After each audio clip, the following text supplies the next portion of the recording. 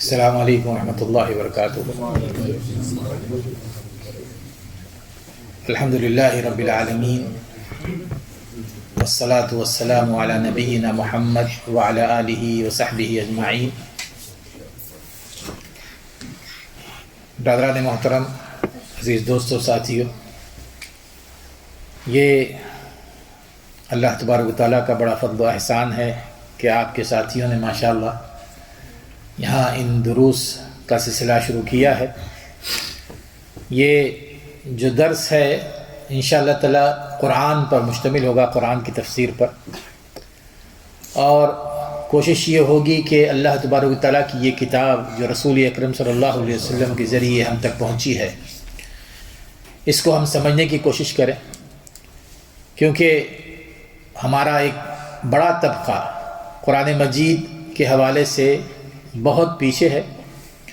یا تو بہت سارے ساتھی ایسے ہیں جو قرآن مجید کی تلاوت صحیح نہیں کر سکتے، بہت سارے ساتھی ایسے ہیں اگر خود تلاوت کر لیتے ہیں لیکن اس کے مفہوم سے بالکل ناواقف ہیں، اور یہ قرآن پر زیادتی ہے۔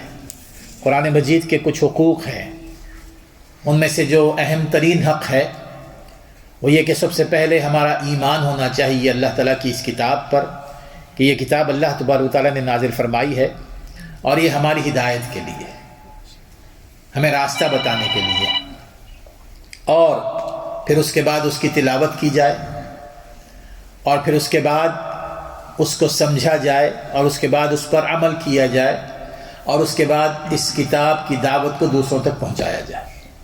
یہ ہمارے حقوق ہیں، اختصار کے ساتھ میں بتا رہا ہوں۔ بہرحال انشاءاللہ تعالی آج کے اس درس سے ہم اس کا آغاز کرتے ہیں، اور یقیناً آپ دیکھیں گے کہ اس میں کوئی ایسے واقعات یا کہانیاں نہیں ہوں گی، بلکہ کوشش یہ ہوگی کہ قرآن مجید کو رسول اکرم صلی اللہ علیہ وسلم کی احادیث کی روشنی میں، اور قرآن مجید کو قرآن ہی کے دوسری آیات کی روشنی میں، اور پھر صحابہ احادیث کی روشنی میں، اور پھر صحابہ کرام رضی اللہ تعالی عنہم کی آراء کی روشنی میں سمجھا جائے۔ اور قرآن کو سمجھنے کا طریقہ یہی ہے، جب آپ قرآن مجید کو سمجھنا چاہیں گے تو قرآن خود اپنی تفسیر خود کرتا ہے، القرآن یفسر بعضہ بعضا۔ اور پھر دوسری شکل یہ ہوتی ہے کہ قرآن مجید میں رسول اکرم صلی اللہ علیہ وسلم کے ارشادات جو ہیں ان کی روشنی میں ہم قرآن مجید کو سمجھ سکتے ہیں۔ تیسری شکل یہ ہے کہ صحابہ کرام رضی اللہ تعالی عنہم کے جو آراء آتی ہیں اور جو تفسیر آتی ہے اس کی شکل میں ہم قرآن مجید کو سمجھ سکتے ہیں، اسی طرح تابعین کی، تبع تابعین کی۔ تو آج سب سے پہلے ہم آغاز کریں گے قرآن مجید کی جو سب سے پہلی سورت ہے، سورہ فاتحہ سے۔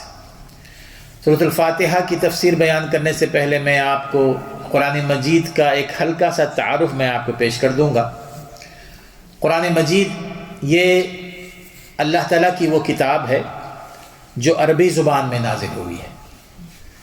رسول اکرم صلی اللہ علیہ وسلم پر جبرائیل علیہ السلام کے ذریعے نازل کی گئی، اور مکمل 23 سال کے عرصے میں یہ کتاب رسول اکرم صلی اللہ علیہ وسلم تک پہنچائی گئی، اور پھر ہم تک اس کو پہنچایا گیا۔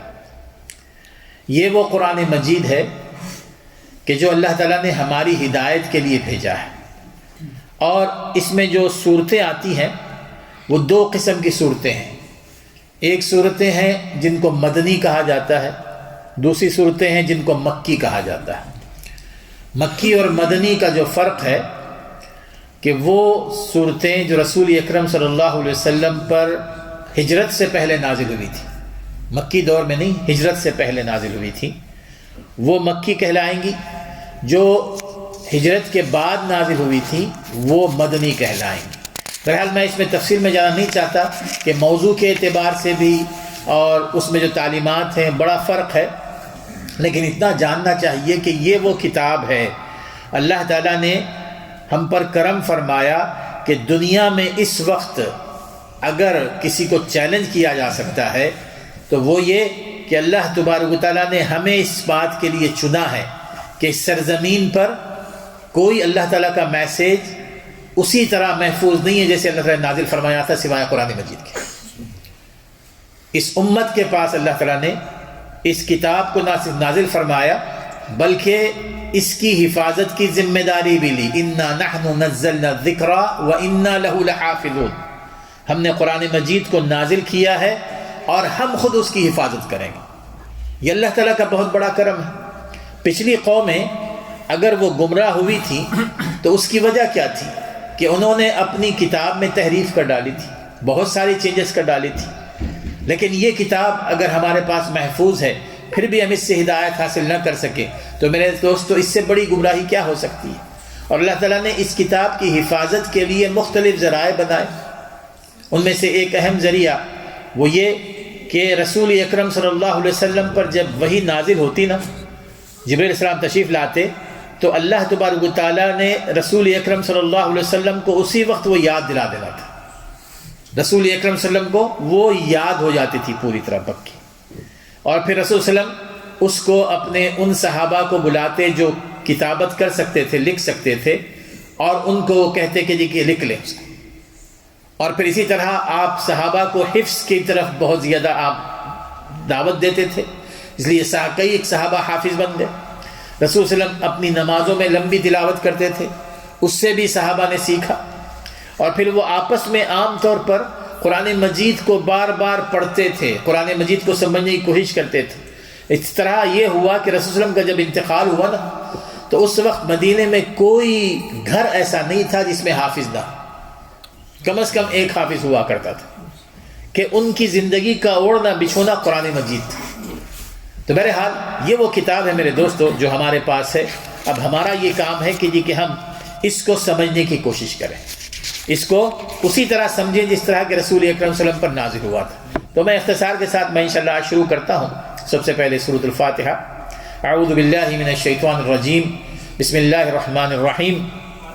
الحمد للہ رب العالمین الرحمن الرحیم مالک یوم الدین ایاک نعبد و ایاک نستعین اہدنا الصراط المستقیم صراط الذین انعمت علیہم غیر المغضوب علیہم ولا الضالین آمین. یہ سورۃ الفاتحہ. یہ جو سورت ہے اس سے پہلے جب ہم قرآن مجید پڑھتے ہیں تو اس کا ادب یہ ہے کہ قرآن سے کے پڑھنے سے پہلے ہم نے اعوذ باللہ من الشیطان الرجیم پڑھنا ہے. یہ بہت ضروری ہے کیونکہ اللہ تبارک و تعالیٰ نے سورۃ النحل میں یہ فرمایا ہے کہ فَإِذَا قَرَأْتَ الْقُرْآنَ فَاسْتَعِذْ بِاللَّهِ مِنَ الشَّيْطَانِ الرَّجِيمِ. جب تم قرآن کو پڑھو تو قرآن کو پڑھنے سے پہلے اللہ تعالیٰ سے شیطان کی پناہ مانگو. فَاسْتَعِذْ بِاللَّهِ مِنَ الشَّيْطَانِ الرَّجِيمِ. اللہ تعالیٰ کی پناہ میں آ جاؤ شیطان کے مکر و فریب سے. معنی کیا ہے کہ شیطان کو سب سے زیادہ دکھ ہوتا ہے اس وقت جب بندے اللہ کا کلام پڑھتے ہیں. تو اب اس موقع پر یا تو وہ اللہ تعالیٰ کے کلام سے دور کرنے کی کوشش کرتا ہے, بڑے بہانے آ جاتے ہیں. جب کبھی آپ قرآن مجید کو پڑھنے کی ایک اگر میں ٹائم ٹیبل بنا لیں تو آپ دیکھیں گے جی کہ سستی بہت آ جاتی ہے کہ ٹھیک ہے آپ صبح نہیں ہے وقت, چلیں بعد میں پڑھ لیتے ہیں, دوپہر میں پڑھ لیتے ہیں, شام میں پڑھ لیتے ہیں, اور اس طرح کئی دن گزر جاتے ہیں. یہ شیطان کی طرف سے ہوتا ہے. اور اگر آپ آمادہ بھی ہو جائیں نا تلاوت کرنے کے لیے, سب سے پہلے تو ہونا چاہیے کہ ہم نے ہر دن کا آغاز قرآن مجید کی تلاوت سے کرنا, قرآن مجید کی تلاوت سے.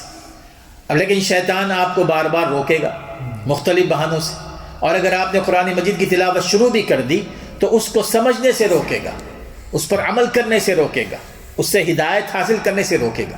اس لیے سب سے پہلے اعوذ باللہ من الشیطان الرجیم, یعنی ہم اپنے دشمن کے اس داؤ سے اللہ تعالیٰ کی پناہ میں آنا چاہتے ہیں, اللہ تعالیٰ کی پناہ میں آنا چاہتے ہیں تاکہ شیطان کے چکر سے اپنے آپ کو بچائے. پھر اس کے بعد ہے بسم اللہ الرحمن الرحیم. بسم اللہ الرحمن الرحیم جو ہے یہ آپ کو سورۃ التوبہ کے علاوہ ہر سورت کے آغاز میں یہ آیت ملے گی, بسم اللہ الرحمن الرحیم. تو اس حوالے سے اس میں سورۃ الفاتحہ کے حوالے سے اس میں اختلاف ہے اہل علم کے درمیان کہ بسم اللہ الرحمن الرحیم یہ سورہ فاتحہ کا حصہ ہے یا سورہ فاتحہ سے الگ ہے. بہرحال میں اس میں پڑھنا نہیں چاہتا. بہرحال اس کے بعد ہم نے بسم اللہ الرحمن الرحیم پڑھنا ہے. بسم اللہ الرحمن الرحیم کا معنی کیا ہے؟ میں بسم اللہ یعنی اللہ کے نام سے, اللہ کے نام سے میں شروع کرتا ہوں, جو رحمان ہے جو رحیم ہے, میرے دوستو بہت ہی پیاری آیت، یہ بہت ہی پیاری آیت، بسم اللہ الرحمن الرحیم۔ معنی کیا ہے کہ جو بھی کام کا آغاز آپ کریں نا اللہ کے نام سے کیجیے، اس میں بڑی برکت ہوتی ہے، اس میں بڑی برکت ہوتی ہے۔ اللہ کے نام سے آپ جب آپ بیٹھے ہوئے اٹھ آئیے، اٹھتے ہوئے بسم اللہ کہیے، جب آپ بیٹھیں گے بسم اللہ کہیے، جب آپ کھائیں گے بسم اللہ کہیے، جب آپ پیئیں گے بسم اللہ کہیے۔ اب آپ دیکھیں گے جی کہ نہ صرف وہ زندگی میں ہماری برکتیں ہی برکتیں ڈالتا ہے، کیونکہ اللہ کے نام سے شروع کر رہے ہیں، اور جو کام اللہ کے نام سے شروع کیا جاتا ہے وہ بے برکت نہیں ہوتا۔ دوسرا اس کا فائدہ یہ ہوتا ہے کہ آپ کے بچوں کی زبان پہ بھی یہ بات آ جاتی ہے، جب آپ گاڑی میں بیٹھیں بسم اللہ کہیے، گاڑی سے اترتے وقت بسم اللہ کہیے۔ اسی لیے رسول فرماتے ہیں کہ ہر وہ کام جو اللہ کے نام سے شروع کیا جاتا ہے اس میں برکت ہی برکت ہوتی ہے، اور وہ کام جو اللہ کے نام سے شروع نہ کیا جائے اس میں بے برکتی ہوتی ہے۔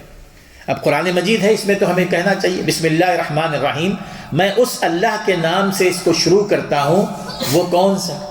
اللہ، یہ اللہ تعالیٰ کا ذاتی نام ہے، اللہ یہ ذاتی نام ہے، اور اللہ تعالیٰ کے اس کے علاوہ کئی نام ہیں، اسماء اور صفات کی بحث میں انشاءاللہ اس پر گفتگو کروں گا، اور ان میں سے یہ دو نام ہیں، الرحمن اور الرحیم۔ الرحمن کا جو معنی لیا جاتا ہے وہ یہ کہ بہت ہی زیادہ مہربان، اس میں مبالغہ ہے، ایگزیجریشن ہے، مبالغہ کہ آپ اس کی رحمت کی حدوں کو چھو نہیں سکتے، وہ کتنا مہربان، یعنی ہماری فہم سے ہماری سمجھ سے باہر ہے اللہ تعالیٰ کی رحمت، اللہ تعالیٰ کی مہربانی۔ پھر وہ الرحیم بھی ہے، رحمت کرنے والا ہے بندوں پر۔ میرے دوستو الرحمن یہ اس قدر عظیم اللہ تعالیٰ کا نام ہے کہ اللہ تعالیٰ کا جو ذاتی نام ہے نا اللہ، اس کے بعد جو سب سے زیادہ اسم اللہ تعالیٰ کا جو استعمال کیا گیا ہے وہ الرحمن، سب سے زیادہ۔ الرحمن علم القرآن، خلق الانسان علمہ البیان۔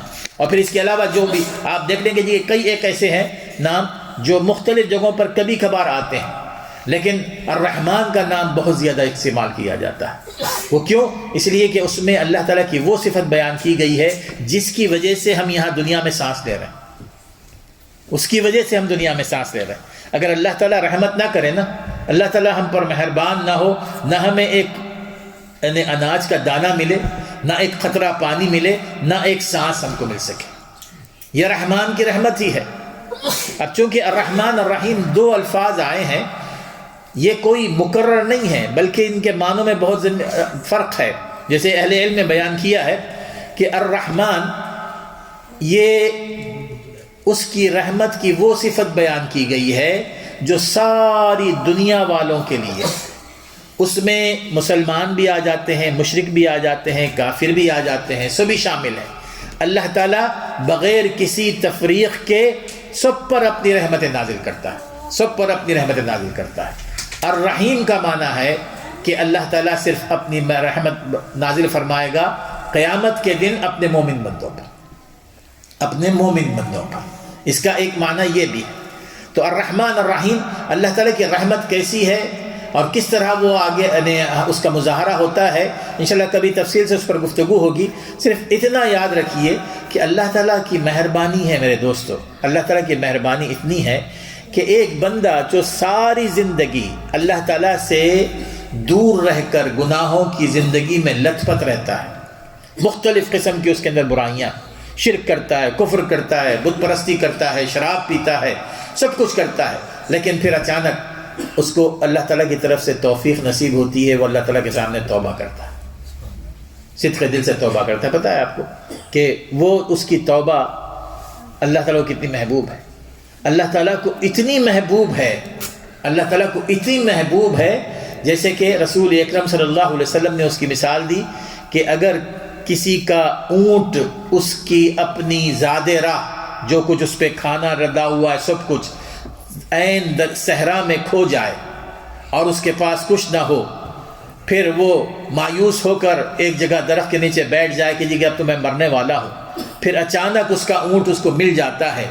تو جس طرح وہ اس موقع پر خوشی سے وہ اس کی زبان سے الفاظ نکلتے ہیں کہ یا اللہ انت عبدی وانا ربک، کہ اے اللہ تو میرا بندہ ہے اور میں تیرا رب، خوشی سے، یعنی خوشی سے وہ اپنے آپ کو کنٹرول سے باہر کر لیتا ہے۔ تو جتنی خوشی اس کو ہوتی ہے اس سے کہیں زیادہ خوشی اللہ تعالیٰ کو اس بندے سے ہوتی ہے جو ساری زندگی اللہ تعالیٰ کا نافرمان رہتا ہے، لیکن پھر ایک دن اس کو توفیق ہوتی ہے، اللہ تعالیٰ کے سامنے جاتا ہے، گڑ گڑاتا ہے، توبہ کرتا ہے، اللہ تعالیٰ اس سے کہیں زیادہ خوش ہوتا ہے۔ یہ اس کی مہربانی ہے، یہ اس کا لطف ہے، یہ اس کی رحمت ہے میرے دوست۔ بہرحال موضوع بہت لمبا ہے، لیکن الرحمن الرحیم، اللہ تعالیٰ کی رحمت کو ہم یہ کرتے ہیں، اللہ تعالیٰ کی رحمت کو واضح کرتے ہوئے اللہ تعالیٰ کے نام سے ہم اس کام کو شروع کرتے ہیں۔ اب آپ آ جائیے، الحمدللہ رب العالمین الرحمن الرحیم۔ اب یہ سورت جو شروع ہوتی ہے الحمدللہ رب العالمین، لیکن اس سورت کے بہت سارے نام ہیں، میں کوشش کروں گا کہ اختصار کے ساتھ کروں۔ بہت سارے نام ہیں، لیکن ان میں جو سب سے زیادہ نام ہے سورۃ الفاتحہ۔ سورۃ الفاتحہ کا معنی کیا ہے کہ جس سے شروع کیا جاتا ہے، جسے شروع کیا جاتا ہے، اور یہ اوپننگ چیپٹر ہے نا۔ سورۃ الفاتحہ پہلی سورت ہے، سورۃ الناس آخری سورت ہے، لیکن اس کے علاوہ بھی اس کے کئی نام ہیں۔ اس کو السبع المثانی کہا جاتا ہے، ام الکتاب کہا جاتا ہے، ام القرآن کہا جاتا ہے، الرقیہ بھی اس کو کہا جاتا ہے۔ الرقیہ کہتے ہیں جھاڑ پھونک، دم کرنے کو۔ یہ صحیح بخاری کا ایک واقعہ آتا ہے سعید بن زبیر رضی اللہ تعالیٰ عنہ کا، کہ صحابہ اکرام رضی اللہ تعالیٰ عنہم کی ایک جماعت وہ کہیں کسی سفر پر گئی تھی، تو واپسی میں یہ ہوا کہ وہ راستہ بھٹک گئے تھے اور کسی وجہ سے ان کا کھانا وغیرہ ختم ہو گیا، تو وہ ایک بستی سے گزر رہے تھے وہاں سے، تو بستی والوں سے انہوں نے درخواست کی کہ ہمیں کچھ کھانا وانا دے دو، ہم بھوکے ہیں، تو ان لوگوں نے انکار کر دیا۔ یہ صحیح بخاری کا واقعہ۔ تو ہوا یہ کہ وہ بڑے تھکے ہارے تھے، وہ لوگ اسی بستی میں کچھ سستانے کے لیے وہیں بیٹھ گئے، ایک دن کے لیے شاید۔ تو اتفاق سے ایسا ہوا کہ وہ جو بستی تھی، وہ قبیلہ جو تھا، اس کے سردار کو بچھو نے کاٹ لیا۔ وہ بڑے پریشان ہوئے، تو وہ دوڑے دوڑے آئے وہ صحابہ کی جماعت کے پاس اور کہنے لگے کہ ہے کوئی تم میں سے کوئی جھاڑ پھونک کرنے والا، کوئی رقیہ کرنے والا، اس لیے کہ ہمارے سردار کو اس طرح ہوا ہے۔ تو انہوں نے کہا کہ ہم کر دیں گے، لیکن ہم اس کا معاوضہ لیں گے، اس لیے کہ تم نے ہمیں کھانے پینے کے لیے کچھ دیا نہیں۔ وہ تیار ہو گئے، تو پھر وہ صحابی گئے وہاں پر جا کر انہوں نے یہی سورہ فاتحہ پڑھی۔ سورہ فاتحہ پڑھی، پڑھتے گئے یہاں تک کہ اللہ تعالیٰ نے اس کو اس بچھو کے زہر سے نجات دے دی، اور پھر انہوں نے وعدے کے مطابق ان کو 30 بکریاں دی۔ اب وہاں پر مسئلہ یہ ہو گیا کہ یہ بکریاں لینی چاہیے کہ نہیں لینی چاہیے۔ رسول اکرم صلی اللہ علیہ وسلم کے پاس جب پہنچے، تو آپ کے پاس پہنچنے کے بعد انہوں نے کہا کہ یہ واقعہ ہوا تھا، ہمارے پاس یہ 30 بکریاں ہیں اور ہمیں دی گئی ہیں، تو کیا یہ ہمارے لیے جائز ہے؟ تو رسول صلی اللہ علیہ وسلم فرمایا کہ سب سے پہلے تو فرمایا کہ تمہیں کیسے پتہ چلا کہ یہ سورۃ رقیہ بھی ہے؟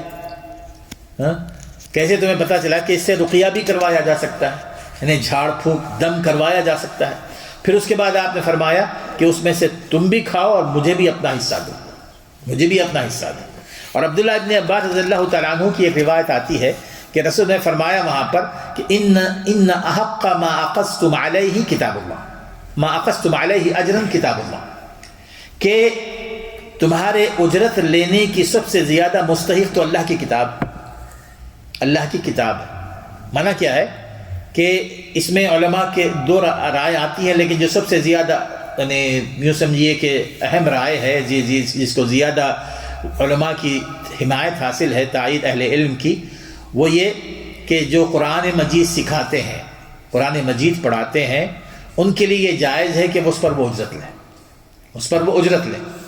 امام حنیفہ رحمہ اللہ کے پاس پہلے یعنی وہ جائز نہیں سمجھا جاتا تھا، لیکن بعد میں ان کے ہاں رائے وہ تبدیل ہو گئی اور وہ بھی اس کے قائل ہیں۔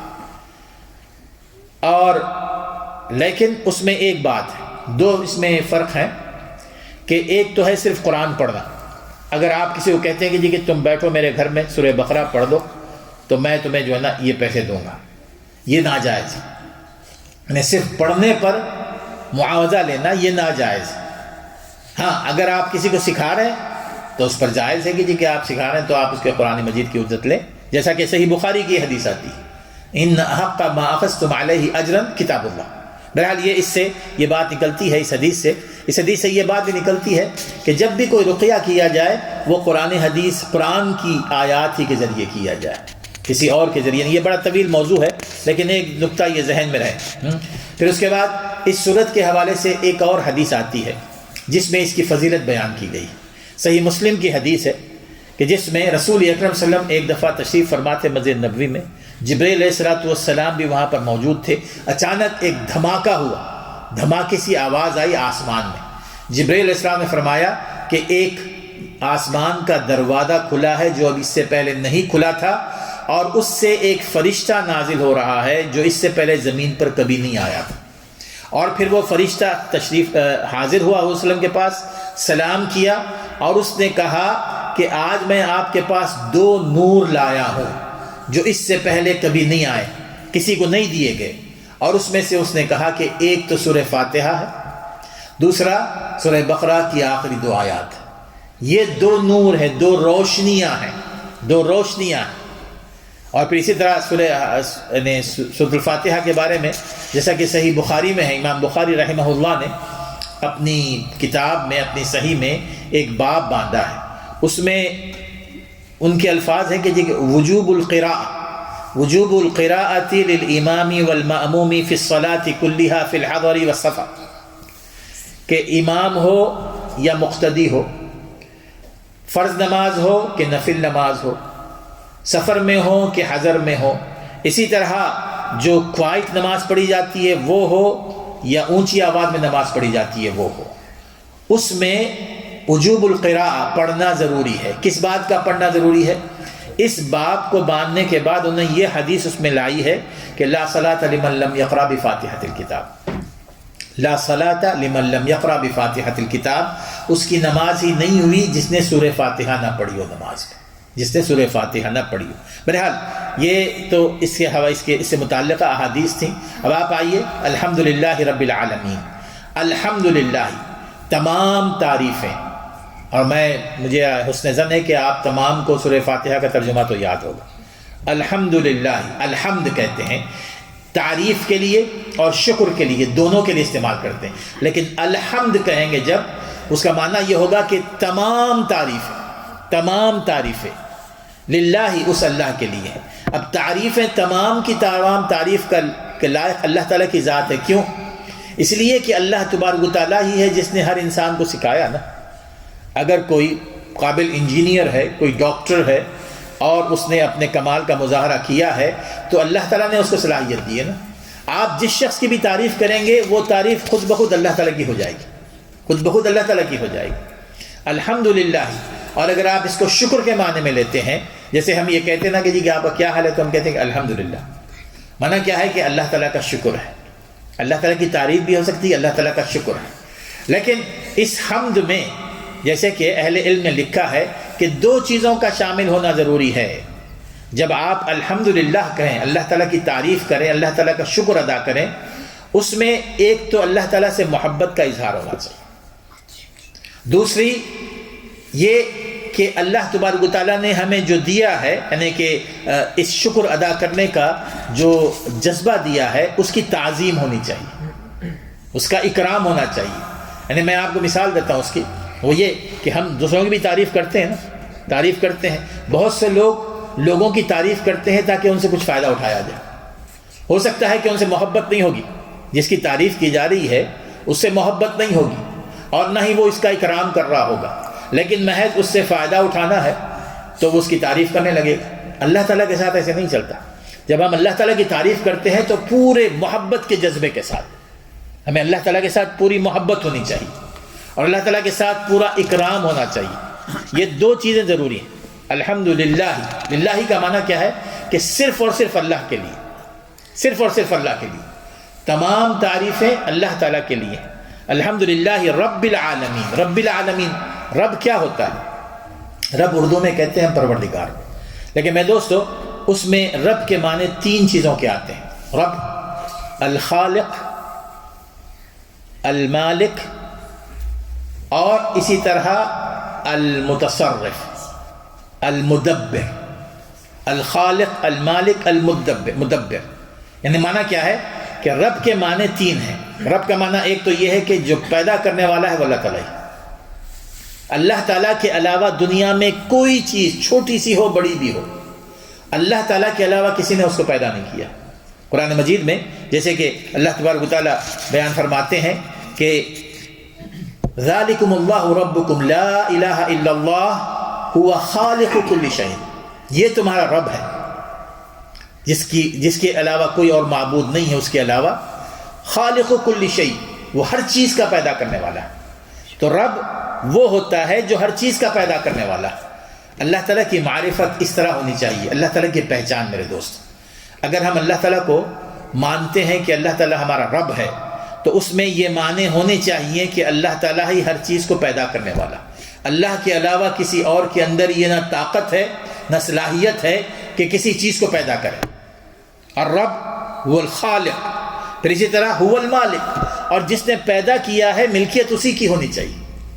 پیدا وہ کرے، ہم کسی اور کے حوالے کر دیں اس کی ملکیت کو، یہ تو زیادتی ہے نا۔ تو جو خالق ہے وہی مالک بھی ہوگا، اور جو مالک ہوگا وہی مدبر بھی ہوگا، یعنی اس میں تصرف کرنے والی ذات صرف اللہ تعالیٰ کی ہے۔ اللہ تعالیٰ ہی اس میں تصرف کرے گا، کسی اور کو حق نہیں ہے کہ اس میں تبدیلی کرے، اس میں اپنے طور پر اپنی کوئی بات منوائے۔ اللہ تعالیٰ ہی اس میں متصرف ہوگا، وہی تصرف کرنے والا ہوگا۔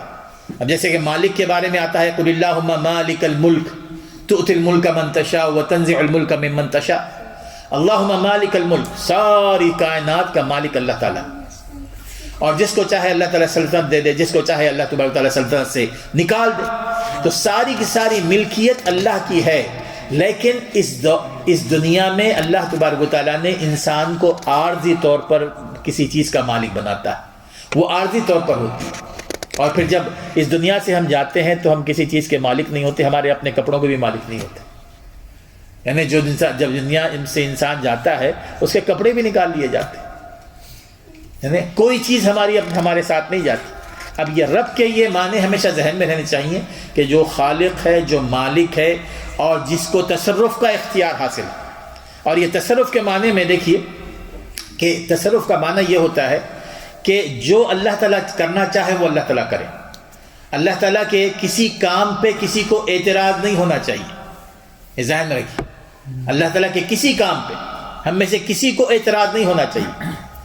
یعنی اس کا معنی یہ ہے جیسے کہ قرآن مجید کی ایک آیت میں نظر فرماتے ہیں کہ لا يسأل عما يفعل وهم يسألون، جو کچھ بھی اللہ کا کرتا ہے اللہ تعالیٰ اس کے بارے میں پوچھا نہیں جائے گا کہ why it's happened to me۔ یعنی کسی کو مشکلات کا سامنا کرنا پڑتا ہے مختلف انداز میں، لیکن زبان پہ کبھی ایسے نہیں ہونا چاہیے کیوں اللہ تعالیٰ میرے ساتھ ایسے کر رہا ہے۔ لا يسأل عما يفعل، اس لیے کہ وہی خالق ہے، وہی مالک ہے، اور اس کو تصرف کرنے کا اختیار اسی کو۔ وہم یسألون، لیکن اللہ تعالیٰ ہم سے پوچھے گا، اور جس کا تقدیر پر کامل ایمان ہوتا ہے نا، مشکلات سے مشکلات کیوں نہ آ جائیں، وہ اس بات پر یقین رکھتا ہے۔ تقدیر پر ایمان اور یقین کا معنی کیا ہے؟ معنی یہ ہے کہ جو کچھ ہوتا ہے وہ اللہ تعالیٰ کی طرف سے ہوتا ہے، اور دوسرا بندہ اس پر راضی ہو جائے، اس معنی میں کہ جو کچھ ہوتا ہے وہ میرے بھلائی کے لیے ہوتا ہے۔ اللہ تعالیٰ کبھی میرے لیے برائی یا نقصان نہیں کرنا چاہتا، وہ میرے اپنے حق میں بلائی ہوگی، بظاہر معلوم ہو رہا ہے کہ یہ نقصان دہ، لیکن اللہ تعالیٰ متصرف ہے، وہ حقائق کو جانتا ہے۔ جب سورہ کہف آپ پڑھیں گے نا، سورہ کہف میں حضرت موسیٰ اور خضر کے جو واقعات آتے ہیں، اس میں جو تفصیلات آتی ہیں، اس میں آپ کو تقدیر کی ساری تفصیل آپ کو مل جائے گی کہ بہت ساری چیزیں ہیں کائنات میں جن کے حقائق کا ہمیں علم نہیں ہے، اور اسی وجہ سے بہت سارے ایسے حوادث ہو جاتے ہیں، کئی اموات ہو جاتی ہیں، کئی بیماریاں پیدا ہو جاتی ہیں، کئی لوگ بیمار ہو جاتے ہیں، اور اس میں کو بہت ساری خیر ہوتی ہے، کیونکہ اللہ تعالیٰ کے علم میں یہ لکھا ہوا ہمیں ہمارے علم میں وہ نہیں۔ بہرحال الحمدللہ رب العالمین، عالمین کا معنی کیا ہے؟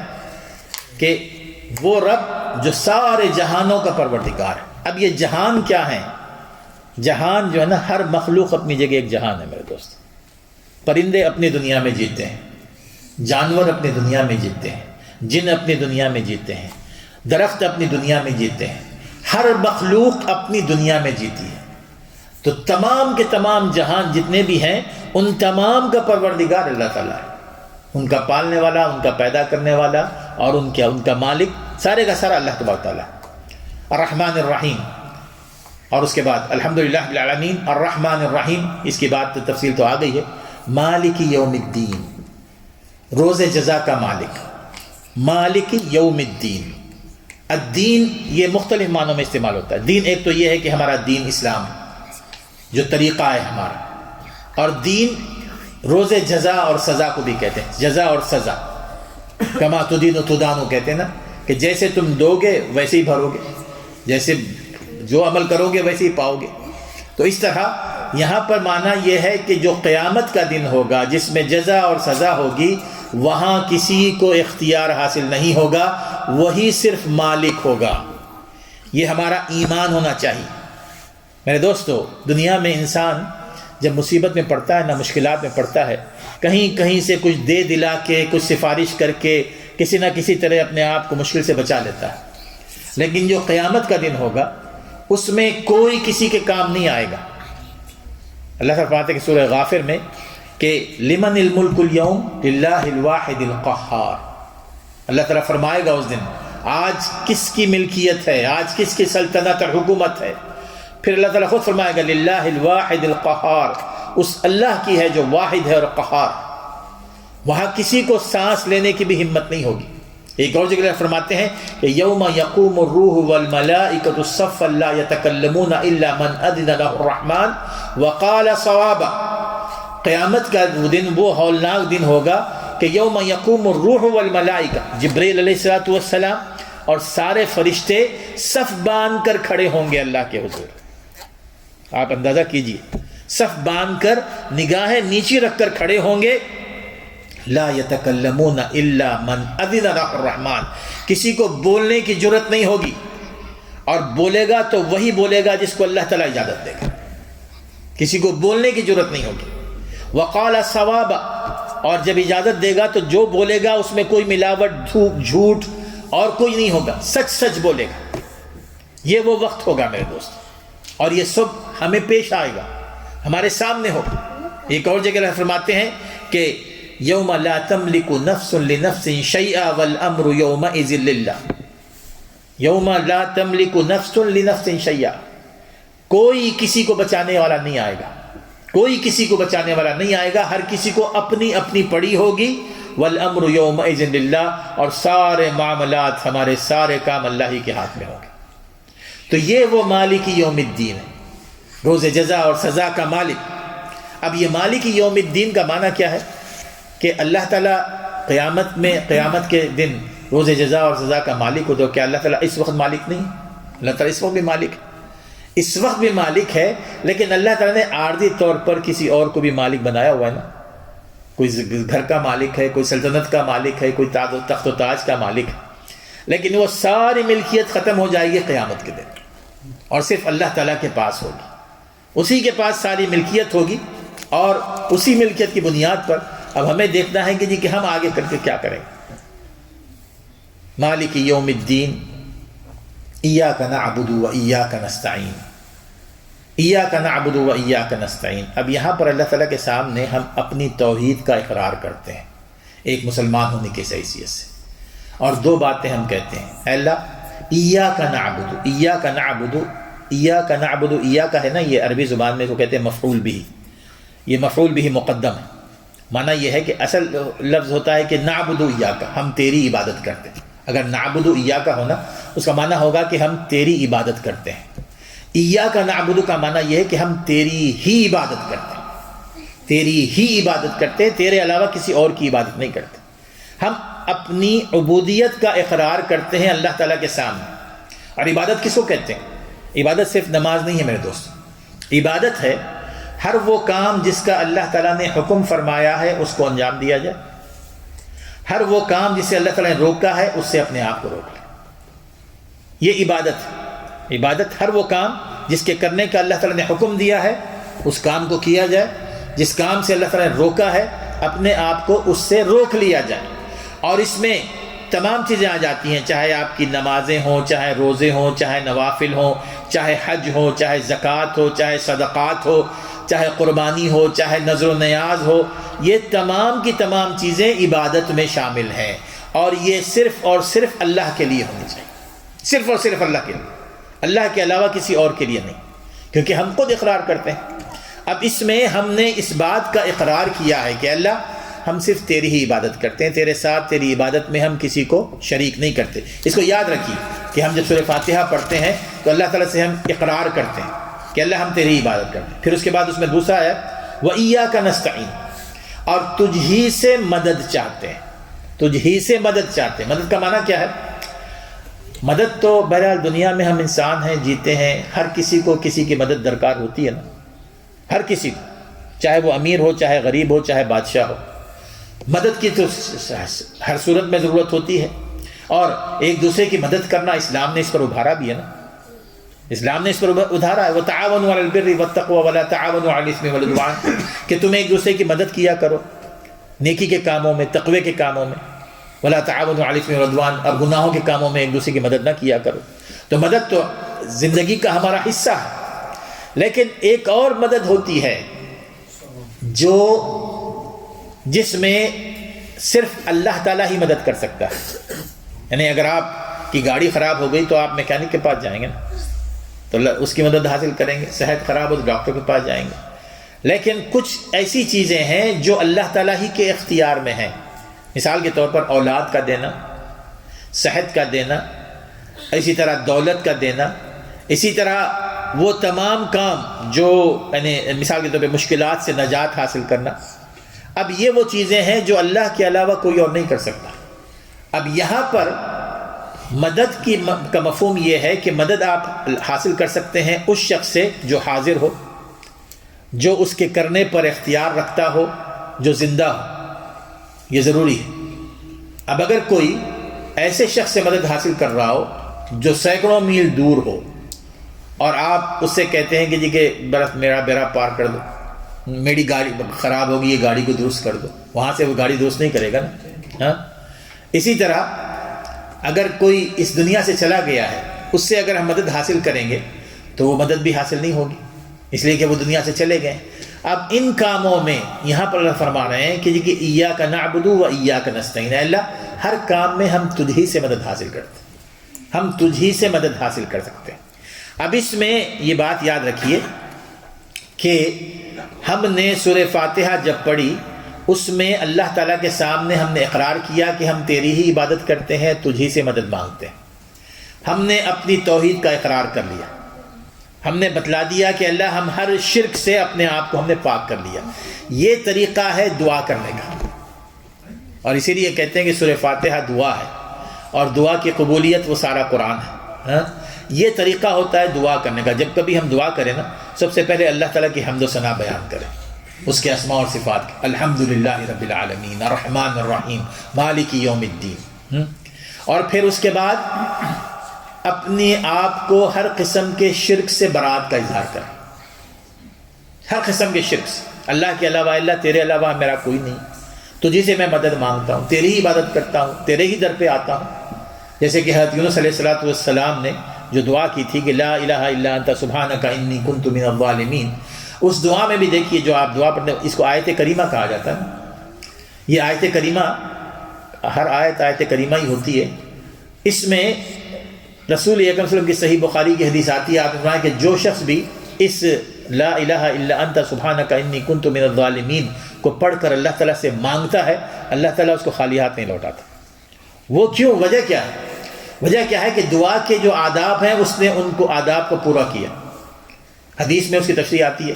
سب سے پہلے تو اس میں لا الہ الا انت سبحانک، لا الہ یعنی اس میں ہم نے توحید کا اقرار کیا کہ اللہ تو ہی میرا ملجا ہے، تو ہی میرا ماوا ہے، تجھی سے میں نے مدد مانگی، اور پھر اپنی غلطیوں کا اعتراف کیا، انی کنت من الظالمین۔ اسی طرح یہ بات بھی ہے سورہ فاتحہ میں کہ ہم اللہ تعالیٰ کی تعریف کرتے ہیں، اور اللہ تعالیٰ کی تعریف کرنے کے بعد اپنی عقیدے کا اظہار کرتے ہیں اور اپنی توحید کا اقرار کرتے ہیں۔ پھر اس کے بعد ہم اللہ تعالیٰ سے دعا کرتے ہیں سورہ فاتحہ میں، اور دعا کیا کرتے ہیں؟ اہدنا الصراط المستقیم، اے اللہ ہمیں وہ راستہ بتلا دے جو تیری طرف لے آنے والا، وہ راستہ جو تجھ تک پہنچانے والا۔ اہدنا الصراط المستقیم، سیدھا راستہ، اسٹریٹ پاتھ۔ اہدنا ہدایت سے، ہدایت کا معنی ہوتا ہے کہ راستہ بتلانے والا، ہادی کہتے ہیں راستہ بتلانے والے کو نا۔ اہدنا، اب یہ ہماری اردو زبان میں اس کو توفیق بھی کہا جاتا ہے نا، بلیسنگ، کہ اللہ تعالیٰ کی توفیق۔ اب یہ جو ہدایت ہوتی ہے میرے دوستو دو شکل کی ہوتی ہے، ایک ہدایت ہوتی ہے تعلیم کے اعتبار سے، راستہ بتلانے کے اعتبار سے، دوسری ہدایت ہوتی ہے توفیق کے اعتبار سے۔ رسول اکرم صلی اللہ علیہ وسلم اور دیگر تمام انبیاء اور دوسرے جو بھی علماء ہوں جو دعوت کا کام کر رہے ہوں، وہ جو ہدایت دیتے ہیں نا، ان کی ہدایت مختلف ہوتی ہے۔ وہ ان کی ہدایت یہ ہوتی ہے کہ جیسے کہ حضور کے بارے میں اللہ فرمایا کہ وَإِنَّكَ لَتَهْدِي إِلَى صِرَاطٍ مُسْتَقِيمٍ، کہ اللہ کے وسلم آپ لوگوں کو صراط مستقیم کی دعوت دیتے ہیں، صراط مستقیم کی دعوت دیتے ہیں، لیکن صراط مستقیم پہ لانے والا اللہ تعالیٰ۔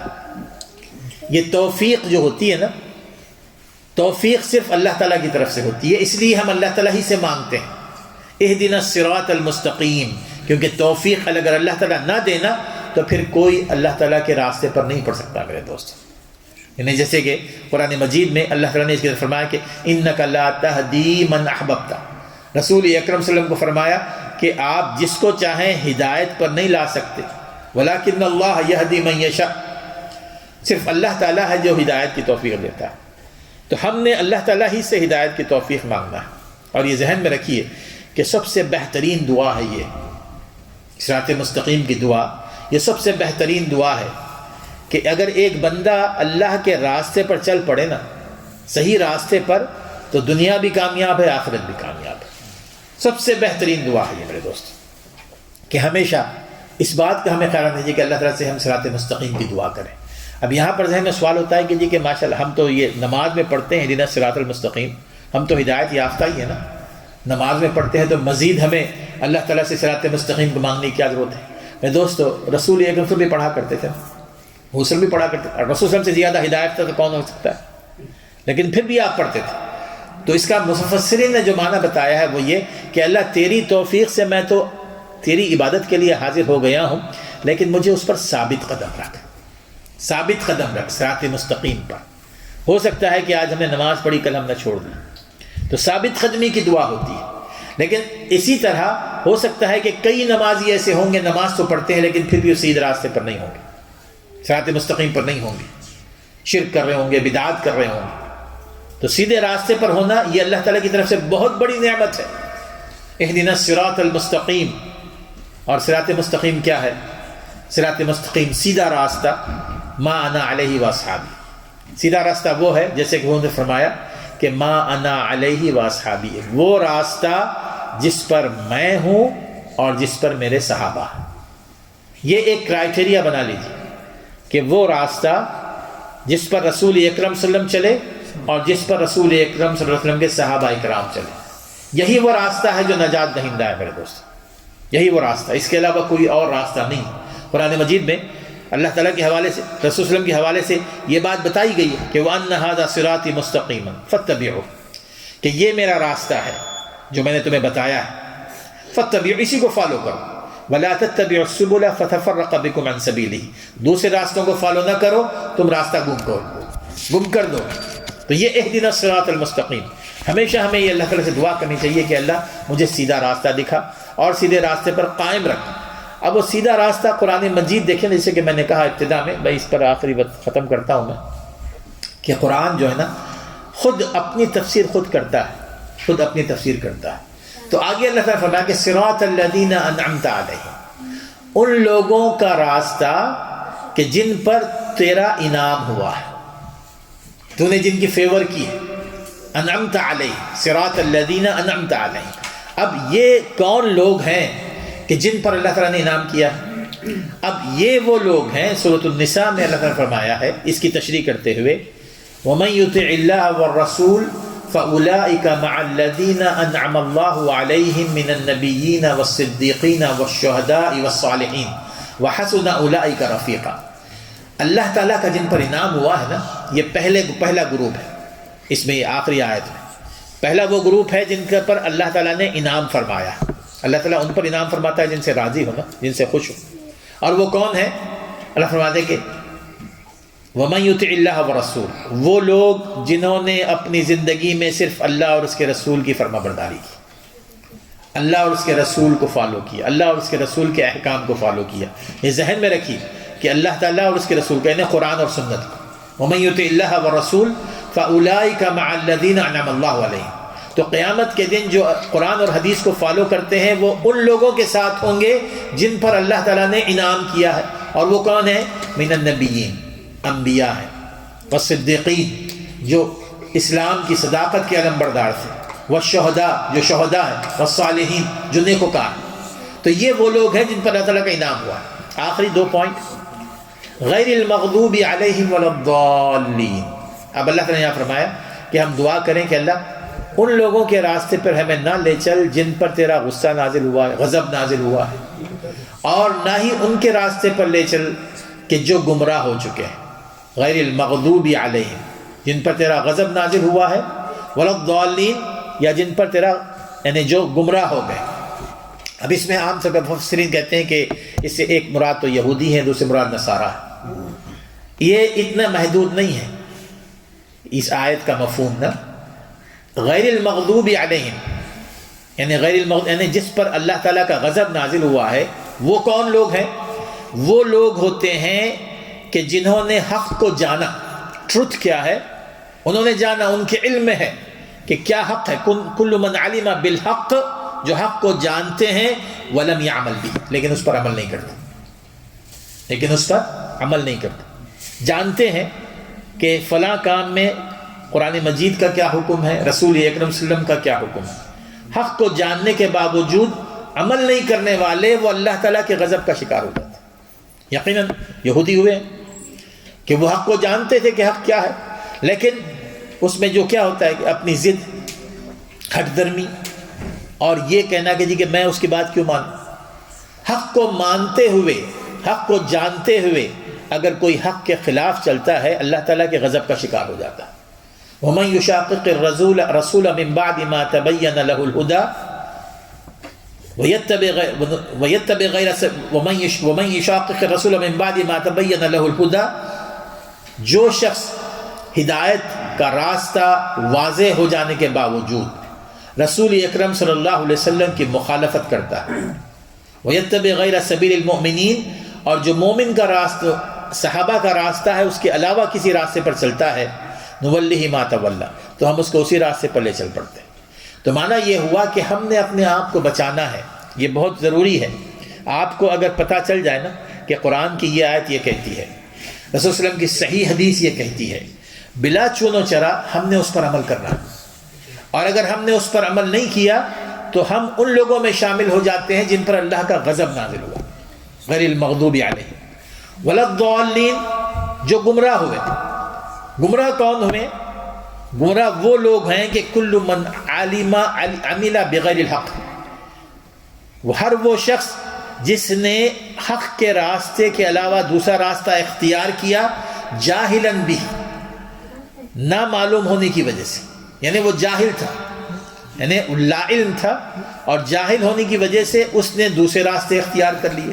معنی کیا ہے اس کا؟ کہ جیسے نماز فرض ہے نا، روزے فرض ہیں، اب جب ہم پر کوئی چیز فرض ہو جاتی ہے اس کا جاننا بھی فرض ہو جاتا ہے، اس کا جاننا بھی اتنا ہی فرض ہے۔ یعنی طلب العلم فریضۃ علی کل مسلم میں محدثین نے یہ شرح اس کی ہے کہ جو چیز ہم پر فرض ہے اس کا علم حاصل کرنا بھی فرض ہے۔ اب اگر کوئی شخص نماز کی تمام کیفیات ہیں ان کو جانے بغیر وہ نماز پڑھ رہا ہے، وہ گمراہ ہو جائے گا۔ ان کو جانے بغیر روزے رکھ رہا ہے، وہ گمراہ ہو جائے گا، کیونکہ عیسائیوں کا یہ طریقہ کار تھا، غیر المغضوب علیہم ولا الضالین۔ تو معنی یہ ہے کہ میرے دوستو، یہ جو دین اللہ تعالیٰ نے ہمیں دیا ہے یہ علم پر مبنی، علم پر مبنی۔ دین کا ہر کام سنی سنائی باتوں پر نہیں ہوتا ہے، دین کا ہر کام قرآن اور حدیث پر مبنی ہوتا ہے، اور قرآن و حدیث پر مبنی علم کا حاصل کرنا ہم پر ضروری ہے۔ جس قدر اگر کوئی شخص نماز کا تارک ہو اللہ تعالیٰ اس سے پوچھے گا نا، اسی طرح جو شخص اس نماز کے علم کو نہ جاننے والا ہو اللہ تعالیٰ اس سے پوچھے گا۔ تمہارے پاس سارے وسائل، ذرائع، سب کچھ ہے، لیکن اس کے باوجود تم نے نماز پڑھنی نہیں سیکھی۔ ساری دنیا کی معلومات تمہارے پاس ہے، دنیا جہاں کی معلومات ہیں، لیکن ہم نے کبھی اس طرف توجہ نہیں دی کہ جی کہ میری جو نماز ہے یہ خیر رسول اللہ علیہ وسلم کی سنت کے مطابق ہے کہ نہیں، جو میرے روزے ہیں، جو میرا کردار ہے، جو میرے اخلاق ہیں، جو میرے ماں باپ کے ساتھ سلوک ہے، جو میری بیوی بچوں کے ساتھ سلوک ہے، میری کیا ذمہ داریاں ہیں، یہ سارا علم ہم نے نہیں سیکھا۔ اللہ تعالیٰ ہم سے پوچھے گا۔ تو اس کا معنی یہ ہے کہ یہ دین علم کی بنیاد پر ہے۔ ہم دین کی ہمیں ضرورت ہے میرے دوست۔ اگر ہم چاہتے ہیں کہ گمراہی سے بچیں تو گمراہی سے بچنے کا صحیح طریقہ یہ ہے کہ علم حاصل کریں اور علم کی بنیاد پر، قرآن اور صحیح سنت صحیحہ کی بنیاد پر اپنی زندگی کو سنواریں۔ آخر میں جیسے کہ آپ نے بھی پڑھا ہے کہ رسول اکرم صلی اللہ علیہ وسلم جب نماز میں ہم پڑھتے تھے کہ غیر المغضوب علیہم ولا الضالین تو آمین کہتے ہیں نا، تو آمین جہاں تک تعلق ہے اس میں علماء کا اختلاف ہے کہ کہتے ہیں کہ نماز کے علاوہ بھی کہا جا سکتا ہے کہ نہیں کہا جا سکتا۔ بہرحال اس حوالے سے جیسے کہ نماز کے حوالے سے حدیث آتی ہے، اس پر میں ختم کروں گا۔ صحیح بخاری کی حدیث ہے، حضور فرماتے ہیں کہ اذا قال الامام ولا الضالین فقولوا آمین، کہ جب امام ولا الضالین کہے تو تم نے آمین کہنا۔ پھر آگے جو آپ نے بیان فرمایا کہ چونکہ فرشتے بھی آمین کہتے ہیں امام کے آمین پر، اگر تمہاری آمین فرشتوں کے آمین کے ساتھ ٹیلی کر جائے نا تو پھر تمہارے سارے پچھلے گناہ معاف، سارے پچھلے گناہ معاف۔ اتنی بڑی سعادت، تو یہ وہ آمین کا ہے کہ جی کہ اللہ قبول فرمائے۔ تو یہ وہ چیزیں ہیں جو ہم نے سورہ فاتحہ سے سیکھی ہیں میرے دوستو۔ اللہ تعالیٰ اس کو سمجھنے اور مزید عمل کرنے کی توفیق عطا فرمائے۔